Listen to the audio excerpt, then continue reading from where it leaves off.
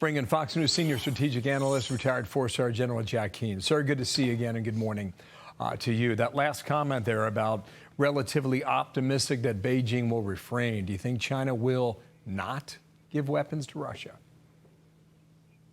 Well, certainly exposing the fact that they were going to do, I think the administration did the right thing there. And there's some headwinds that China's facing as a result of that public declaration.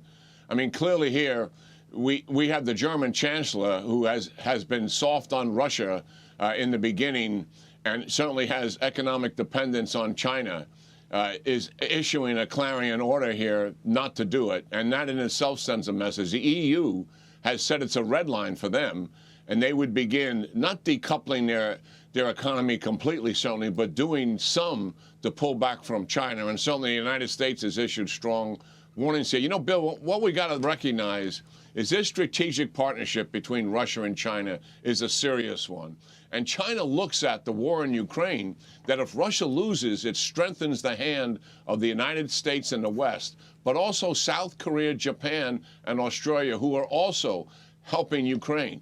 That would make it much tougher for China to achieve its goals in the Indo-Pacific region, and particularly when it comes to Taiwan. This is a serious relationship, to be sure, and the Chancellor of Germany certainly recognizes it. Yeah, but that statement out of Beijing, what was it, more than about a year ago? No limits, right, General? I mean, that was the phrase that they agreed upon, and we'll see whether or not that's the case. Another story here from the Wall Street Journal. Pentagon sees giant cargo cranes as possible Chinese spying tools. Equipment at U.S. ports could pose a risk of surveillance or sabotage. China says concerns are paranoia-driven. You know much about this, sir? No, I don't know any of the details about it, but nothing about that surprises any of us, right? I mean, China is conducting the most comprehensive penetration of the United States in our history. And certainly surveillance is one of those goals. We saw spy balloons obviously, and we had huge trouble in how to deal with that effectively. But we got to recognize what China, their goals are so comprehensive. They want to replace the United States as the world's leader.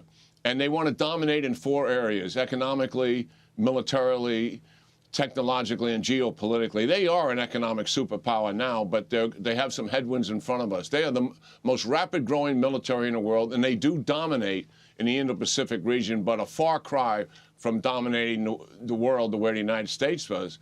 But technologically, I mean, they are really on the move here.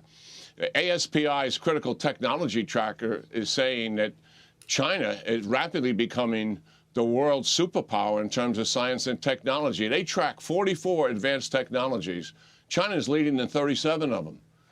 They also make the claim that China, of the top 10 research institutions in the world, 10 of them are in China.